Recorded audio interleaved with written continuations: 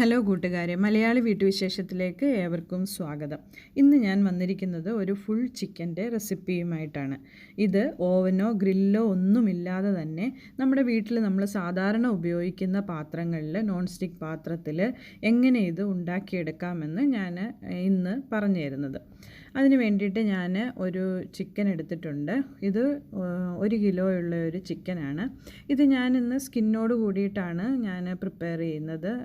കാരണം അതിൻ്റെ സ്കിന്നും കൂടെ വെച്ചിട്ട് കുക്ക് ചെയ്യുവാണെങ്കിൽ അതിന് നല്ലൊരു ടേസ്റ്റാണ്.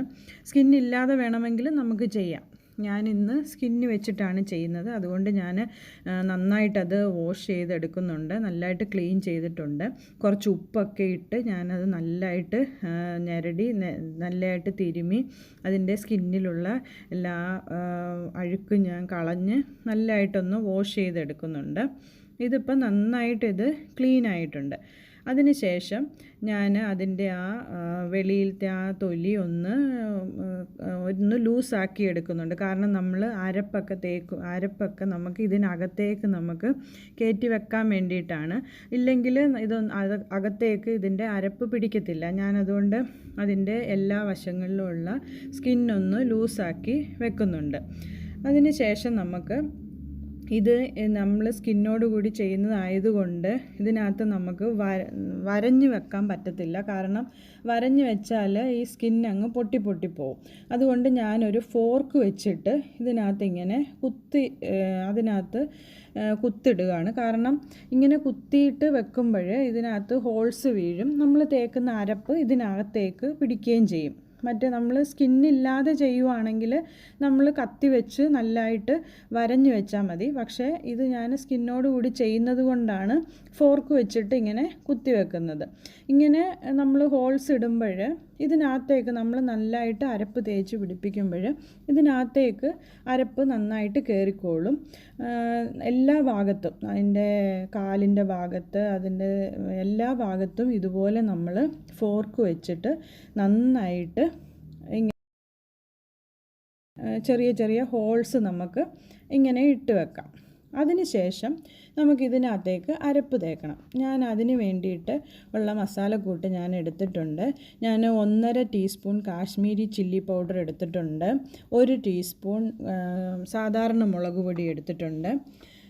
1.25 ടീസ്പൂൺ മസാലപ്പൊടി, ഗരം മസാലപ്പൊടി എടുത്തിട്ടുണ്ട്. പിന്നീട് 3/4 ടീസ്പൂൺ പെരിഞ്ജീരകപ്പൊടി, 1/2 ടീസ്പൂൺ മഞ്ഞൾപ്പൊടി, 1/2 ടീസ്പൂൺ കുരുമുളക് പൊടി, 1 ടീസ്പൂൺ ഇഞ്ചി പൗഡറും 1 ടീസ്പൂൺ വെളുത്തുള്ളി പൗഡറുമാണ് എടുത്തേക്കുന്നത്. ഈ ഇഞ്ചിയും വെളുത്തുള്ളിയും എനിക്ക് പൗഡർ ഉണ്ടായതുകൊണ്ട് ഞാൻ പൗഡർ യൂസ് ചെയ്തതേ ഉള്ളൂ. ഇതിന് പകരം നമുക്ക് ഇഞ്ചിയും വെളുത്തുള്ളിയും നമുക്ക് നന്നായിട്ട് ചതച്ച് നമുക്ക് ചേർത്താലും മതി. ഇനി നമുക്കിതിൻ്റെ അരപ്പുണ്ടാക്കാനായിട്ട് ഞാനൊരു പാത്രത്തിലേക്ക് ഒരു 3 ടീസ്പൂൺ തൈര് ഒഴിക്കുന്നുണ്ട്. അതിനുശേഷം നമ്മൾ ഈ എടുത്തു വെച്ചിരിക്കുന്ന പൊടികളെല്ലാം കൂടെ നമുക്ക് അതിലേക്കിടാം.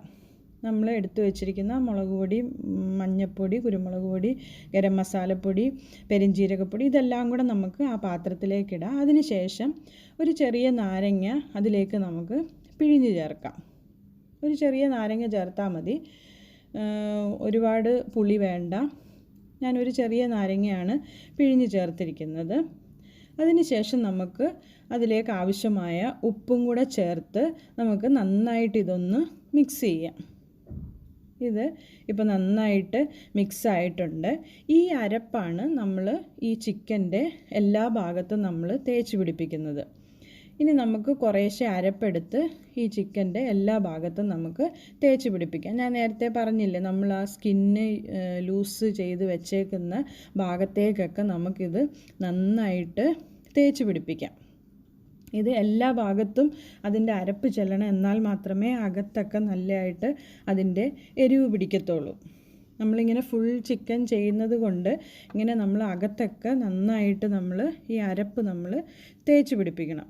എല്ലാ ഭാഗത്തും നമ്മൾ അതിൻ്റെ അരപ്പ് തേച്ച് പിടിപ്പിക്കണം. ഇതിപ്പോൾ ഞാൻ എല്ലാ ഭാഗത്തും അരപ്പ് നന്നായിട്ട് തേച്ച് പിടിപ്പിച്ചിട്ടുണ്ട്. ഇനി നമുക്ക് ഇതിനകത്തേക്ക് ഒരു ഫില്ലിങ്, നമുക്കൊരു കുറച്ച് ഉരുളക്കിഴങ്ങും ഒരു സവോളയും കൂടെ ഞാൻ നീളത്തിൽ അരിഞ്ഞത് ഇതിനകത്തേക്ക് ഞാൻ വെച്ച് ഫില്ല് ചെയ്യുന്നുണ്ട്. കാരണം നമ്മൾ ചിക്കന് ഇത് നമ്മൾ വേവിച്ചെടുക്കുമ്പോൾ ഇതിനകം കുറച്ച് നല്ല സ്റ്റിഫായിട്ടിരിക്കാൻ വേണ്ടിയിട്ട് ഞാൻ ഈ ഫില്ലിങ്ങും കൂടെ വെക്കുന്നത്. കാരണം അകത്ത് ഒന്നുമില്ലെങ്കിൽ ഇത് പെട്ടെന്നങ്ങ് ചുരുങ്ങി ചെറുതായിപ്പോവും. അതേസമയം നമ്മൾ ഇങ്ങനെ എന്തെങ്കിലും ഫില്ലിങ് അകത്ത് വെക്കുകയാണെങ്കിൽ നല്ല സ്റ്റിഫായിട്ട് തന്നെ ഇത് ഇരിക്കും. ഇങ്ങനെ ഞാൻ ഈ ഉരുളൻകിഴങ്ങും സവോളയെല്ലാം അകത്ത് വെച്ചതിന് ശേഷം നമുക്ക് ആ സ്കിന്നൊന്ന് നന്നായിട്ടൊന്ന് ചേർത്ത് വെച്ചിട്ട് അതിൻ്റെ 2 കാലും കൂടെ ചേർത്ത് വെച്ച് നമുക്കൊരു നൂല് വെച്ച് നന്നായിട്ടതൊന്ന് കെട്ടിവെക്കാം. കാരണം ഇത് വെന്ത് വരുമ്പോൾ അല്ലെങ്കിൽ കാലൊക്കെ അങ്ങ് വിട്ടുപോവും, നമുക്ക് ആ ഷേപ്പ് കറക്റ്റ് കിട്ടത്തില്ല.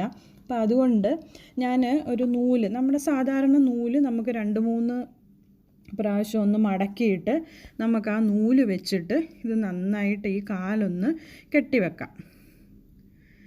ഇതിപ്പോൾ ഞാൻ ആ കാലൊന്ന് കെട്ടിവെക്കുവാണ്.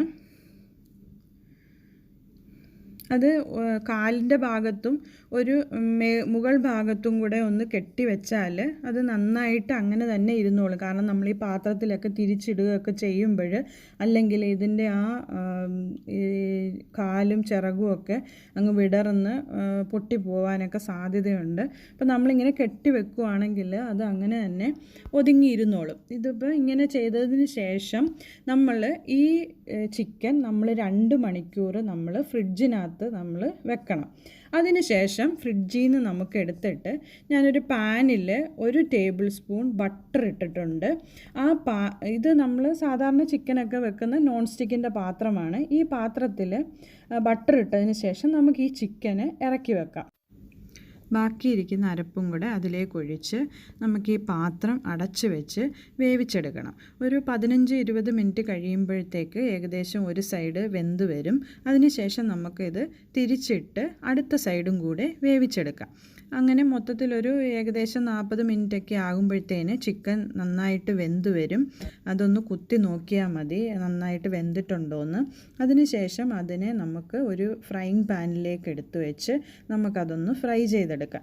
ആ ഫ്രൈയിങ് പാനിൽ നമ്മൾ വേറെ ഓയിലൊന്നും ആഡ് ചെയ്യുന്നില്ല. ചിക്കനിൽ ഇറങ്ങിയ ആ ഓയിൽ തന്നെയാണ് നമ്മൾ ഇതിലേക്ക് ആഡ് ചെയ്യുന്നത്. അങ്ങനെ നമ്മുടെ ചിക്കൻ ഇവിടെ നന്നായിട്ട് വെന്ത് വന്നിട്ടുണ്ട്, നല്ല റെഡി ആയിട്ടുണ്ട്. ഇത് വളരെ ഹെൽത്തിയാണ്, ടേസ്റ്റിയാണ്. നമ്മൾ വേറെ എക്സ്ട്രാ ഓയിലൊന്നും നമ്മൾ ആഡ് ചെയ്യുന്നില്ല. 1 ടീസ്പൂൺ ബട്ടർ മാത്രമേ ആഡ് ചെയ്തിട്ടുള്ളൂ. ഇനി നമുക്ക് ഗ്രിൽ ചിക്കനൊക്കെ കഴിക്കണമെന്ന് തോന്നുവാണെങ്കിൽ നമ്മുടെ വീട്ടിൽ തന്നെ നമുക്ക് നല്ല ടേസ്റ്റി ആയിട്ട് ഹെൽത്തി ആയിട്ടൊക്കെ നമുക്ക് ഉണ്ടാക്കാൻ പറ്റും. ഞാനിത് കുബൂസിൻ്റെയും ഗാർലിക് പേസ്റ്റിൻ്റെയൊക്കെ കൂടെയാണ് സെർവ് ചെയ്തേക്കുന്നത്. ഗാർലിക് പേസ്റ്റിൻ്റെ വീഡിയോ ഞാൻ നേരത്തെ ചെയ്തിട്ടുണ്ട്, അതിൻ്റെ ലിങ്ക് ഞാൻ ഡിസ്ക്രിപ്ഷൻ ബോക്സിൽ കൊടുത്തേക്കാം. ഇത് നിങ്ങളും ഒന്ന് ട്രൈ ചെയ്ത് നോക്കൂ. അടുത്ത വീഡിയോയുമായി നമുക്ക് വീണ്ടും കാണാം.